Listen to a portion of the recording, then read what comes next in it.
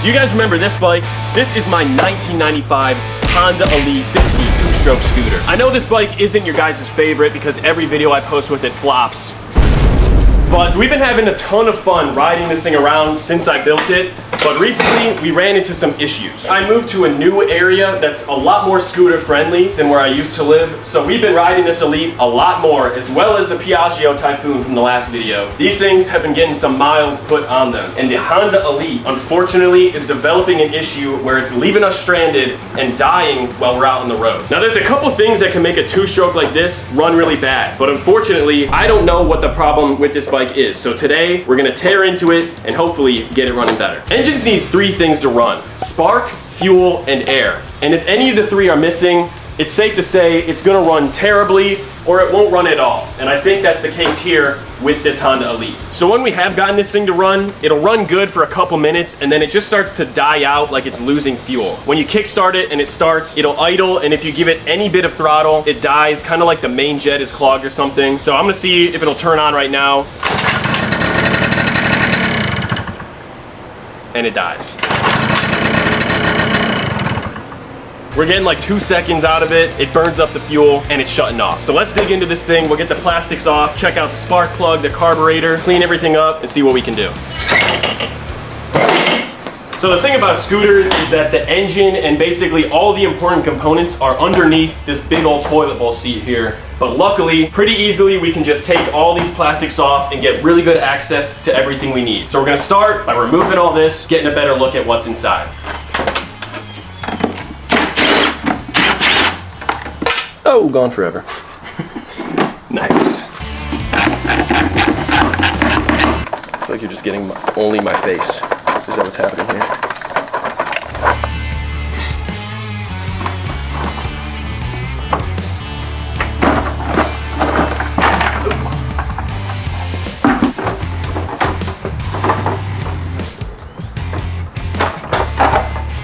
Oh, all in one piece, just like that.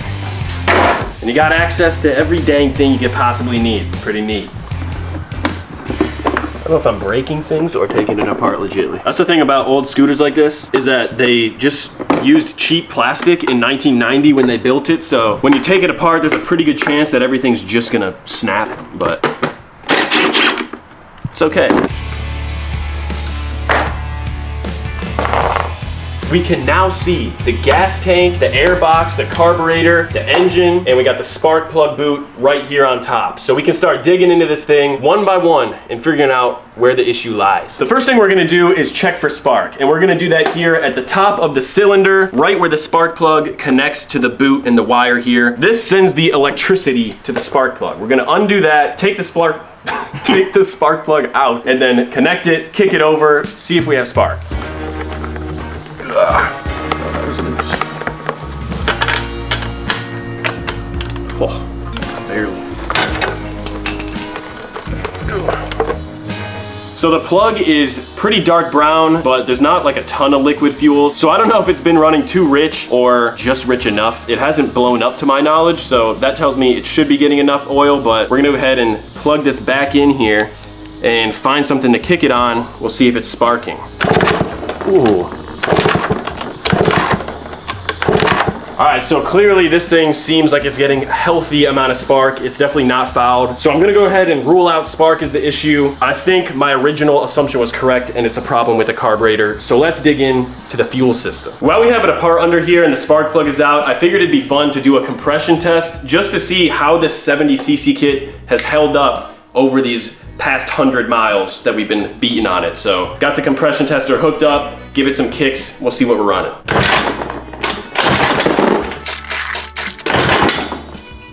That seems pretty good.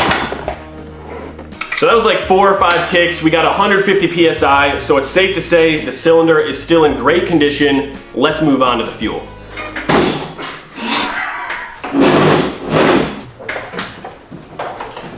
Oh, nice. Easy. So on this side of the motor here is the air box, the carburetor, and the oil injection pump. Basically, this whole area here is responsible for the air and fuel that this engine's getting. And since we know that this thing has good spark now, I'm pretty sure that the problem lies within the carburetor supplying the engine with the right amount of gas. So we're gonna get the air box off, carburetor off, and hopefully clean this thing up really good and clear it out so we can get the engine the right amount of gas. Actual speed, not sped up. Woohoo! Air box. Now we got this boot here that's just one bolt holding the air box onto the carburetor. Go ahead and loosen that. We should be able to get the air box out of here. Carburetor. Yeah.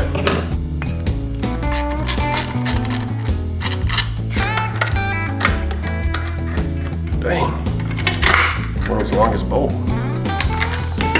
Carburetor's free. This is the stock carburetor on this 1995 Honda Elite, and with the 70cc build kit, a lot of people really suggest that you swap this out for an aftermarket carb for multiple reasons, but as you can see here, this stock carburetor is a lot more complex, a lot more confusing than a lot of aftermarket solutions. It has an oil injection pump on it, there's a vacuum line here, this is the fuel line, and basically the oil injection mixed with this stock carb is just a lot more going on. So if you come around to this side, the way that this bike pulls fuel from the gas tank is through this petcock here. There's a gas line and then a vacuum line here at the bottom. The reason why this vacuum line runs to the intake is that when you kick the bike, it pulls vacuum through this bottom hose, which opens up the petcock here, allowing gas to flow out through this top line to the carburetor. When I built the bike, I wanted to keep it as simple as possible in terms of spending money, and I wanted to do the least amount of mods possible. So I opted to keep the stock carburetor, to keep the oil injection, and since it seems like based on that spark plug and based on the compression, the oil injection is working fine, I kind of want to leave it and I want to keep this stock carb. So I'm hoping if we just pull this thing off and clean it really well, we'll be able to free it up, make sure that the petcock is working, and hopefully we can confirm that this thing is flowing gas as it should. What does that even do?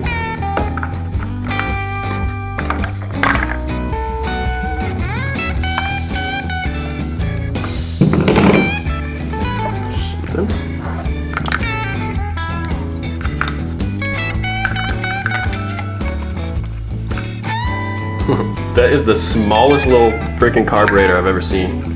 That's hilarious. All right, let's open it up, see what's going on. I will say, when I took it off, it's leaking fuel all over the place. So that's telling me that the petcock is at least opening and providing this thing with fuel, because otherwise it would have just burned it dry and there'd be no fuel in here. So we're getting fuel into the bowl here. Hopefully some of the jets are clogged up, and that's the problem. Drying all the gas out. Seems like a healthy amount of gas to me.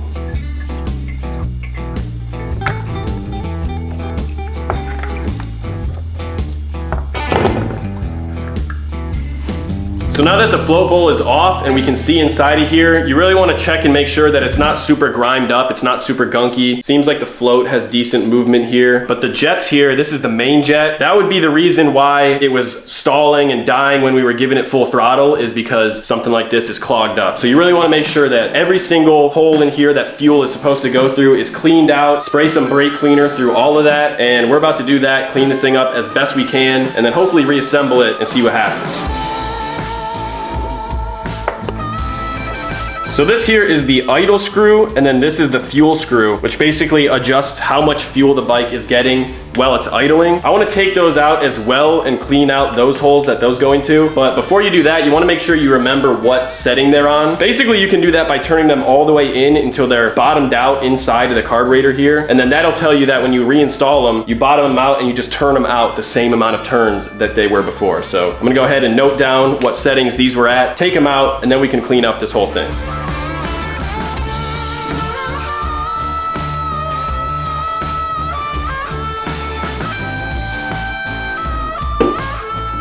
Main jet out. Now we got a completely stripped down carburetor here. Every single hole that fuel goes through is exposed, and we can just blow carb cleaner all the way through this thing, get it cleaned up.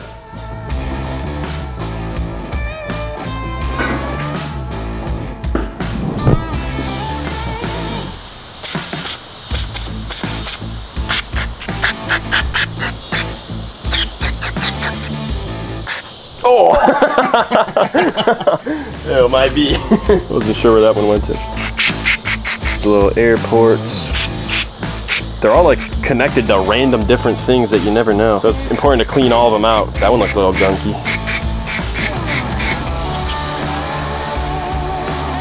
Nice. What else? What else? I think we just about cleaned everything, so we'll check it over, get the car back together, put it in the bike, and hopefully we have a runner here. So as I was putting the carburetor back in, I thought it was a good idea to go ahead and swap out the fuel filter that was previously on this. We did find a little bit of gunk inside the bowl, so we wanted to take off this plastic fuel filter here and replace it with this glass one that I had sitting around. So this thing, actually looking at it, seems like there's a lot of like black gunk in here. It doesn't look very good, so could be a possible issue that our tank is a little bit rusty, maybe letting some extra dirt and grime into the carburetor. But either way, swapping this fuel filter out for a new one is going to be a positive change in terms of making sure this thing gets the right amount of gas. So one thing you want to make sure when you're installing fuel filters is that there's an arrow on it that points in the direction of the fuel flow. These filters only let fuel go through it one direction. So if you have this backwards, it's not going to let fuel through here. So you got to make sure that this arrow here is pointing in the direction you want the fuel to flow. Carburetor is back in the bike. We have the new fuel filter installed. So as far as we know, fuel system should be good to go. Now the last thing is air, and that comes through this air intake here, through the boot, into the carburetor, but before that it passes through this foam filter here. So I'm gonna go ahead and take this off, make sure we don't have any mouse nests in there, anything unsuspecting. Clean this out as good as we can so that the air is fueling as it should.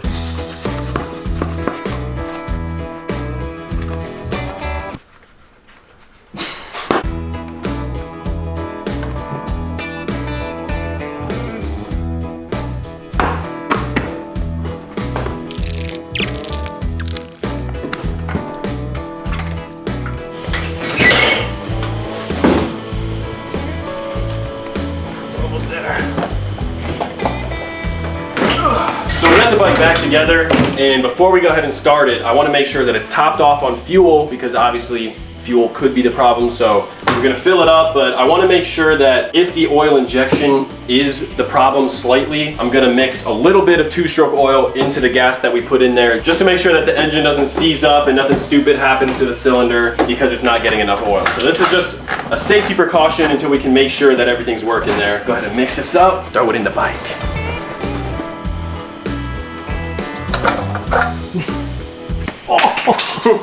Oh yeah. If the tank was a little bit rusty, then that's unfortunate because we're just throwing more gas in it, but hey, that's a problem for another day. It could have just been out of gas.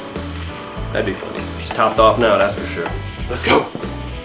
So the bike is back together. We fully went over the spark, the fuel, and the air. Everything seems like it's good to go. At least I think so. So I think it's time to turn the ignition on, kick this thing over a couple times. I know the carburetor's completely dry, so it might take a couple kicks, but I'm hoping it's gonna fire up. Oh my gosh, that was so promising, but it did the same thing.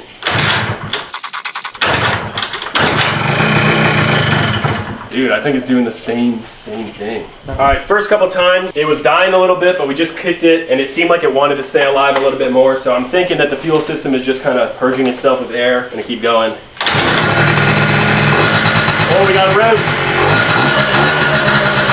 That could be it. Gonna warm up. Oh! We're back, we're back.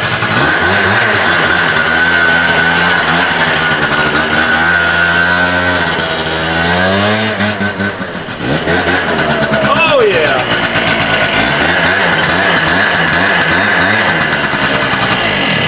I think she's back in business, ladies and gentlemen.